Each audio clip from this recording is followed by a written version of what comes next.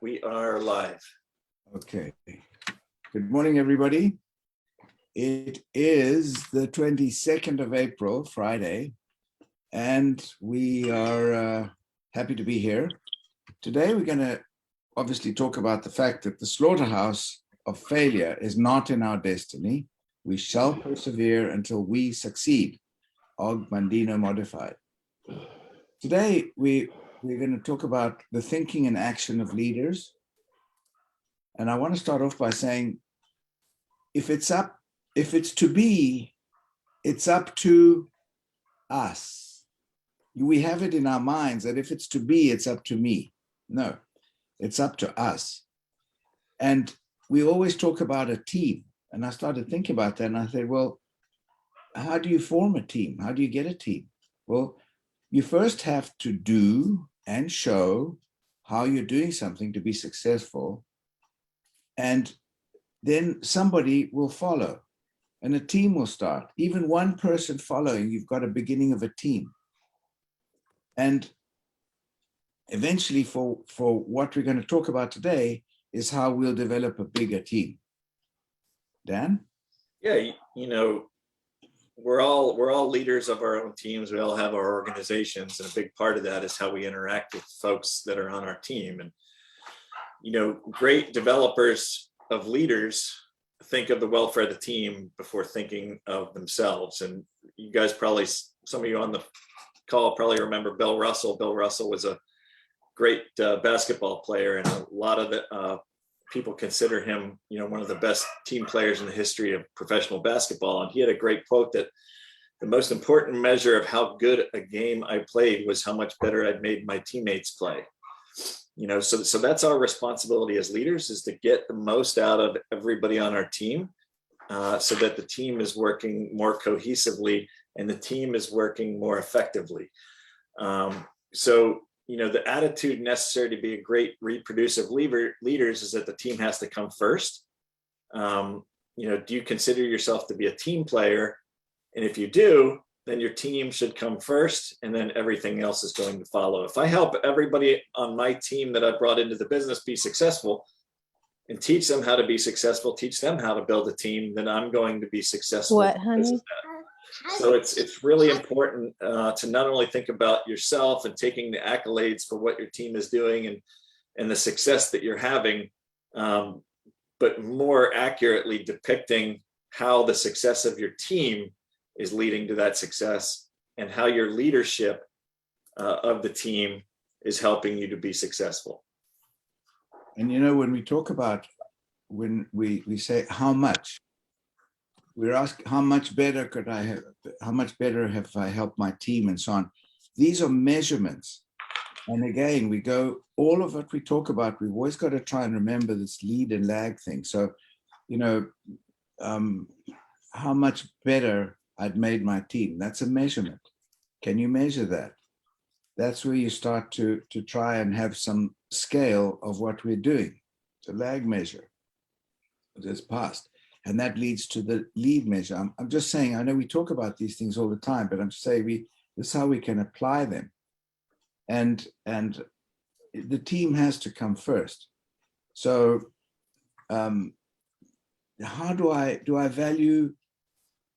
value to everybody else? If I do, how? Ask always, how am I doing? How am I adding value? Am I just accepting of the results, or do I go extra mile to invest in the extra effort? What do I do to really make a difference? Do I really care? So these are introspections that we also have to ask ourselves, because we're part of a team, and we've each got to look at ourselves inside and see, how am I doing to be able to help contribute positively to the team? It's important to not only consider if we are bringing value to the team, because I'm sure each and every one of us has our positive attributes that we bring to the team, but more importantly, how are we bringing value to the team? How are we bringing value to others? How are we bringing value to the organization? And, That's what these Monday, Wednesday, and Friday calls are about. It's about bringing value to each and every one of you, bringing value to the organization, because the more success we're able to create among everybody, whether we're on the same downline team, whatever, however you want to talk about it, we're bringing value to everybody. And the more success that we each have as individuals, the more success we're going to have as an organization. And how do you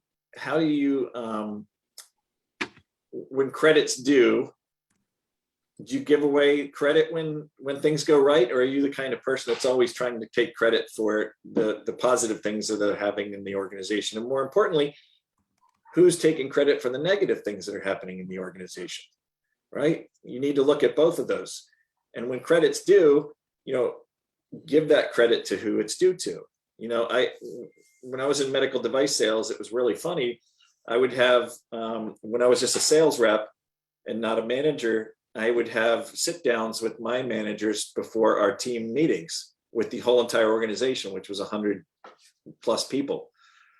And they would inevitably, every time we had a team meeting, call me and ask me to get together the day before.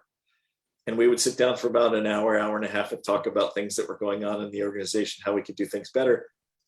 And then they would get up in front of the whole organization and they would take my thoughts as if they were their own and present them to the entire organization and never even mention me. So, and I never had respect for them because I knew what was happening behind the scenes. Not everybody did, but it's about giving credit where credit's due. If things in your people in your organization are doing great things, we want to celebrate that. We want to let others know what they're doing, how they're doing it, so that they can be successful. Move them into a leadership role so that they can start using their skills and what they've learned and how they've created a system within their organization to do things better. We can all in our each individual organizations do things better, guaranteed. We're not one of us is doing things the most effective way that we can possibly be doing that. And that's why we're we read about personal growth. That's why we do these calls and learn from each other. That's why we get together on a weekly basis as a team and talk to each other about what we're doing, give accolades to those that are seeing success. So, it's not only about if you're bringing value, it's how you're bringing value and who you are giving those accolades to as people are taking the value that you bring and that others bring to the organization, utilizing that to be successful. I totally 100% agree, Dan. And that's the fuel, what fuels us is when we feel good about something. And if we're recognized as having done something, even going back to school, if the teacher was telling us that, that we were doing well, that would make us feel good. And we'd try and continue to do well.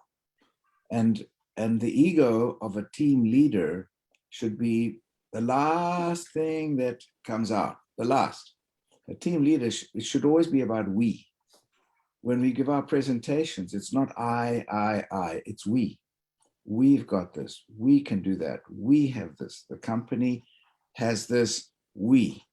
And the word I shouldn't even come into it anymore, because the people know that by being where we are, we've done something. And all we've got to do is just show and tell the people and actually lead by example, even if it's one person in our team, even if we're starting out today and we haven't got a team. We will have a team by having one person follow. And it's giving the kudos and giving encouragement and bringing out the best in everybody by acknowledging them and not us.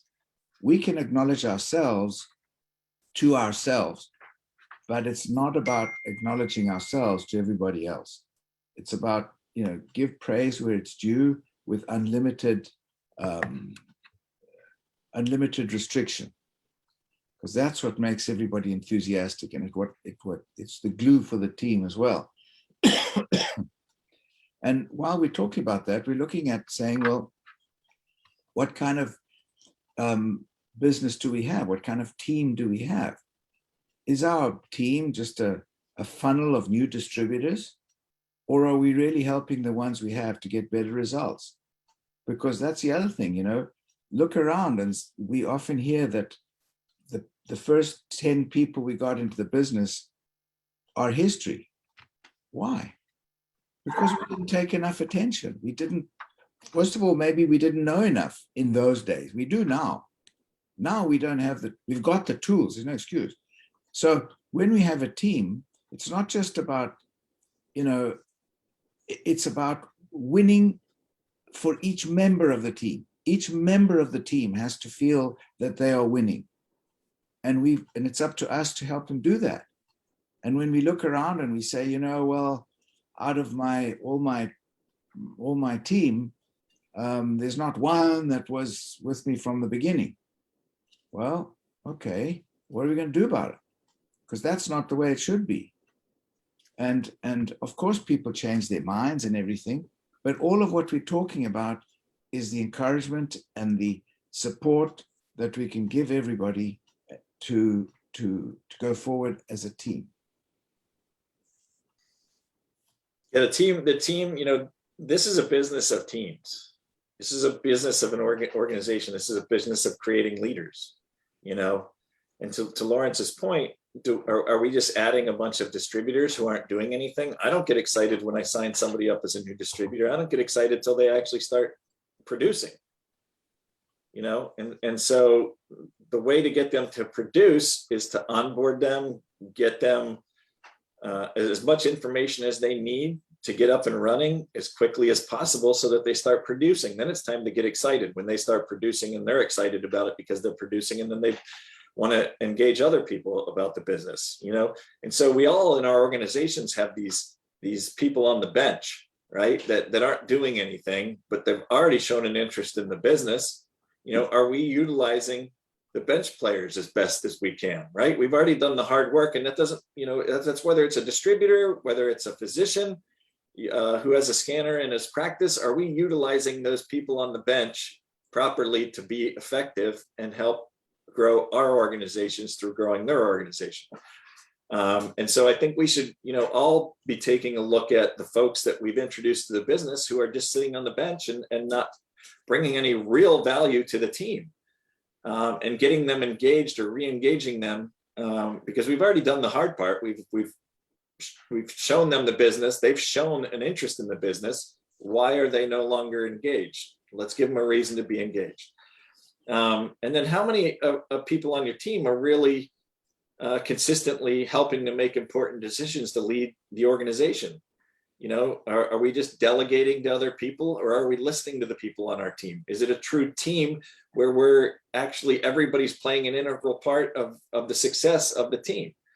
And are we using the positive attributes to offset the negative attributes that some people may have? And we all have positives and we have negatives, and we should be really focusing on utilizing those positives that everybody brings to the team. And then, finally, are we as a team placing emphasis on creating victories more than producing stars? Our goal in this business should be to produce people who are stars, who are able to be more successful than we are.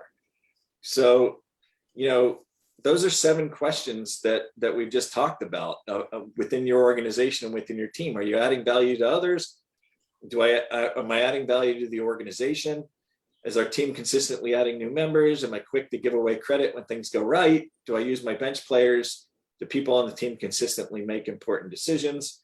And are you placing an emphasis on creating victories versus producing stars? And if you answered no to a few of these questions, you may want to reevaluate your attitude toward the team and how you're doing things. There's another great quote: "The ultimate leader is one who is willing to develop people to the point that they eventually surpass him or her in knowledge and ability." That should be all of our goals, to multiply the influence within our organizations that's going to ultimately influence our organization and the success of the organization. We've talked extensively on these calls, and Lawrence and I in particular on this, behind the scenes, of how do we grow this business organically.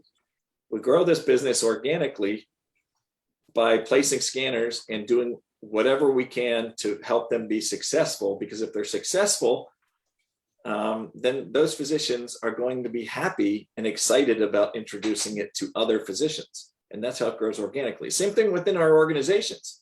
If we grow leaders who are being successful leading a team, that's how our business is going to grow organically, right? By developing people, by developing leaders, by developing personal growth, all of those things, and taking the I out of team and inserting, the we, right? How do we as a team be more successful? And when Lawrence starts off these calls, he changed that mantra a little bit, to include all of us as a team. It's no longer the slaughterhouse of failure is not in my destiny. I will persist until I succeed. It's the slaughterhouse of failure is not in our destiny. We shall persevere until we succeed. Right? And that's how we should be thinking about our teams. That's how we should be thinking about our organizations. Yeah, and when we're talking, as Dan was just saying now, if we help, the idea is for the student to become the master. We have often heard about that. We've heard about these great stories of people saying, the student becomes the master. Well, do we really believe it? Do we want this to happen? The way we can make it happen is if we take our ego out the way and we really give everybody a chance that we can to shine. So a person can be, I've said this once a couple of times before, until you actually do something, you don't know if you can. In your mind, you might be able to think, yeah, I can do that. But you've actually got to out and do it and fail several times, hopefully learn from that before you become really good at it. But I'm not suggesting we should aim for failure, but I'm just saying we should take it in our stride and learn from it, because it's not going to be a straight road ever. It's always got some curveballs and uphills and downhills and sideways and whatever. So if we help the student become the master, then we've got to give that student a chance and every opportunity, and that is our team. Everybody on our team has got some strengths that individually we may not have, but we all have individual strength ourselves, but collectively makes it really strong. And that's really what it's about. And it's putting them first and then us helping, because that's how the team gets momentum and goes forward. And, developing a lifestyle of empowering, that's something that is very altruistic. When we want to develop a lifestyle of helping other people, we often hear of people saying we want to give back and all this. Well, there's a way to help everybody have a certain cohesion in a mental outlook of success, of winning, of feeling good, of earning more money, of having more time, of having better family life. All of these things are components of what we strive for the people in our teams, that we can all go forwards together as a successful group. And the team is the New Skin team. It's everybody. That's what these calls are about. Dan produced the Getting Started onboarding program, which I think is fabulous. Well, he published it for everybody. He didn't publish it just for him and his own team. He published it for the entire team of everybody. That is looking at the way of abundance, and that's how we should think about our teams as well. Looking at it in abundance as a force to go forward and be successful.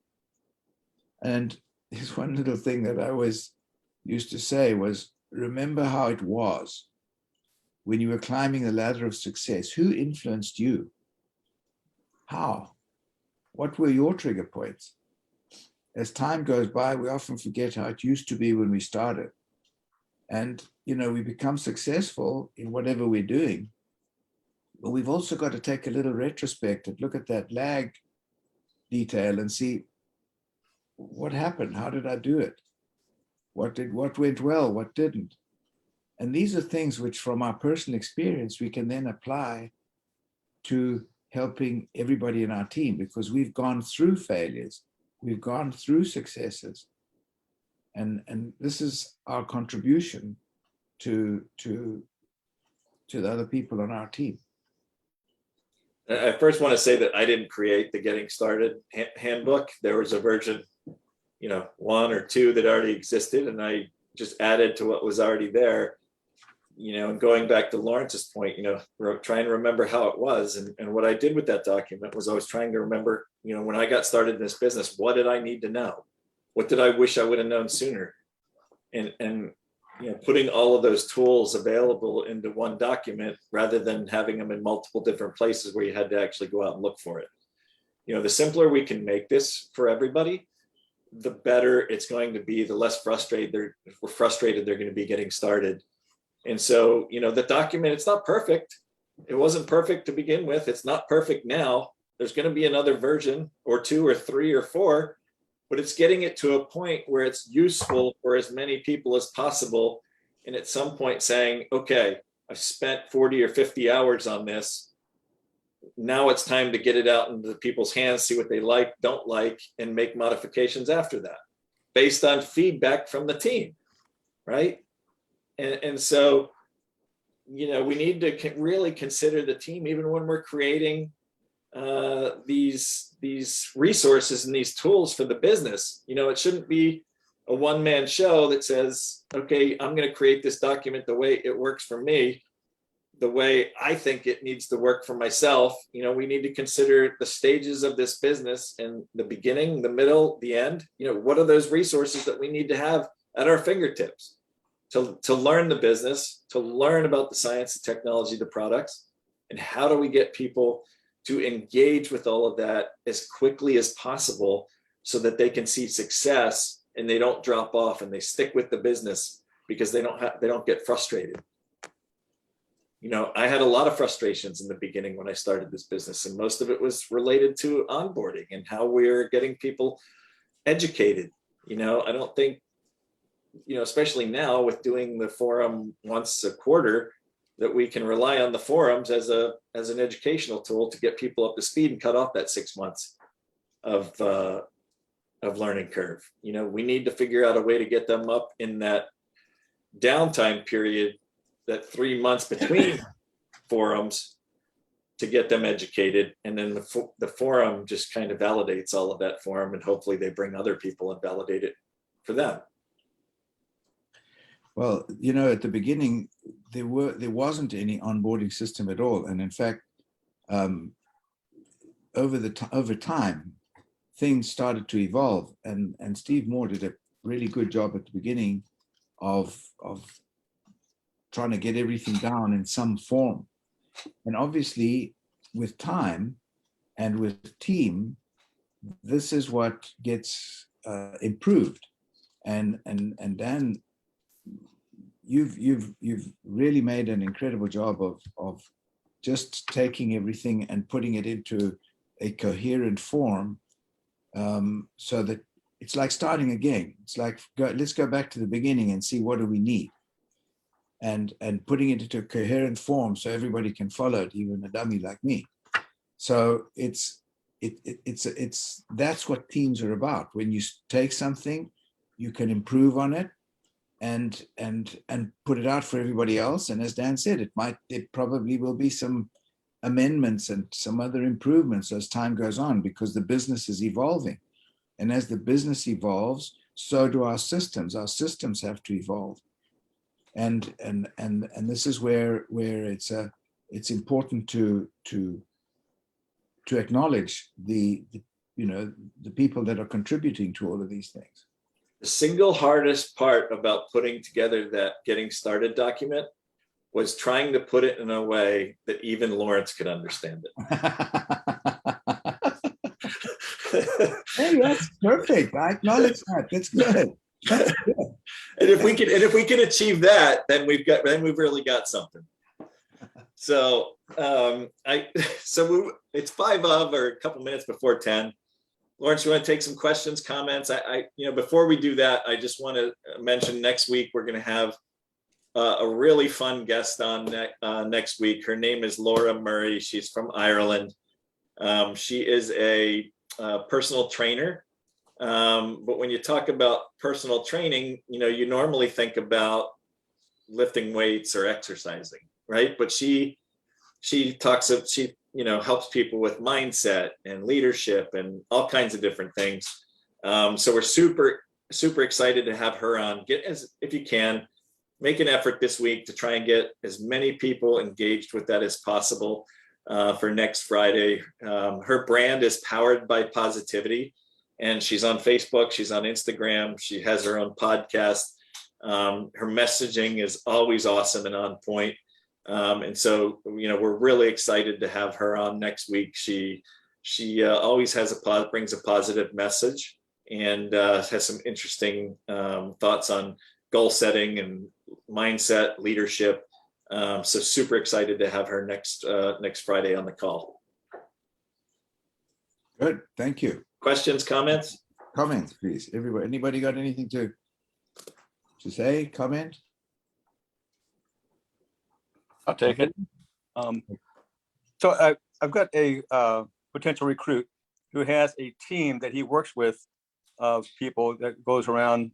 Right now, quite frankly, he does Verizon, not Verizon, but Frontier. Enrolling new people into Frontier, which is a cable company, and he wants to do this business, but he wants to bring his team in to do the business with him. What's the best way of setting that up? Well, in the same way that we do everybody else. You start with that person to really understand the business, and then invite 1 or 2 or 3 of his leaders onto a Zoom call. So start with, it's like recruiting. First, we've got to recruit ourselves. And if he is interested in doing this, he's got to really understand this. Start with him so he really understands it. And before he explains it to everybody else in his way, which may not be yet perfect, right, then just get 1 or 2 people and do a Zoom call, and we'll do a collective Zoom call with him. Okay. Is a Monday night meeting a good meeting for him to come to? All the meetings are good to come to because you learn something all the time. The Monday night meeting, Steve Moore's meeting, is excellent also. You learn something. Tuesday, Tuesday we've got other calls. We've got called Monday, Wednesday, Friday. These calls, for example, they're about mindset. There's something to learn always, always. I don't think I've been in this thing, 15 years now, and I don't think there's ever a call that I'm on that I don't take some kind of a note or some kind of a aha moment about something, some little pearl or whatever. What I tell people when I bring them into the business is I say, we have 5 calls a week, 6 calls a week. Here is how you get on those calls. They're not, you need to figure out which calls are most important to you and most effective for you. Yeah. So early on, get on as many of the calls as you can. Lawrence and I aren't everybody's cup of tea. Kent and Monzi aren't everybody's cup of tea. Scott Bennett's not everybody's cup of tea. You need to figure out which ones are the most important to you, which bring the most value to you. Right. And it's not going to be every one of the calls because we speak to different things. It's what you personally need. And, along the lines of how you set up that team, I would say, get the gentleman who's interested in bringing his team into it and really spend some time with him, integrating him into the business so that he feels comfortable talking about it with his team on a very surface level. And then you and Lawrence and whoever on your upline can help validate that through 3-way calls and, all of that stuff. But create that excitement within him first, and then he can then relay that excitement to everybody on his team with the help of your upline. Great. Thank you. Yeah, absolutely good. Okay, anybody else got anything? No? Kind of. Yeah. Can I mention something? Yep. Absolutely not. Okay. All right. Well, in that case, have a very good morning. Please. I want to mention a few years ago, I was in a very successful partnership of three people. And there were three extremely strong-minded people. They were all bullheaded, strong-minded folk. And that could have been a recipe for disaster with everybody pulling in entirely different directions. And the whole essence, of course, of a team is to try and get everybody pulling in the same direction, because then you actually get some movement. And the key to making that work was a mindset adjustment for us all. And the mindset adjustment was that we took the view that the most important thing was our organization, our company, the little entity that we had formed. And what we agreed right up front, and it wasn't an easy agreement to reach, because we all had our own different ideas as to how this should be done. And they were, of course, all totally valid and totally excellent, but totally opposed. But the key that made it work was to agree that the focal point was the little company we had formed. And whatever we decided to do would be focused on the benefit of that little company. So if we look at ourselves as a small organization which we are serving, that changes the mindset in a way that refines the way we look at things and refines the way things go for us. I think it's a healthy way to look at it. Martin, thank you. I 100% agree. And there are two things to consider here. One is that this is a career move. This business is a career. It's not just a hobby. It's something, I mean, you can make it as a little part-time thing. That's fine. But if you're going to do something, do it well, whatever it is. I don't care what one does, just do it well. Give it your all. So it's a career. The other thing is, part of the business that I used to have was team building. And the team building was to be able to trust one another. And this is the whole point of our business when we form a team. What is a team? A team is where you've got to trust each other. You've got to, Lisa wrote here, a team is together, everyone achieves more. Well, it's also a trust of everybody. You got to trust the person you're with. It's like being like letting somebody drive your racing car. You know, you got to have faith in that person, or drive your car even. If somebody's an idiot, you don't want to, you know, take your hands in his life or her life. So I agree with you. It's about the mission, the final mission. What is it? It's the company. It's the success of the company. It's the success of our business, of our families, of our time freedom, and all of these other things. That's the mission. So you're 100%, I agree with you. And it's a unification of values and direction. Yes, unification of values. And see, there's a pearl. See, this call, there you go. There's a great pearl, Martin. Thank you. Unification of direction and values, or values and direction. I love it. I'm going to write it down. I'm going to use it because you didn't patent it.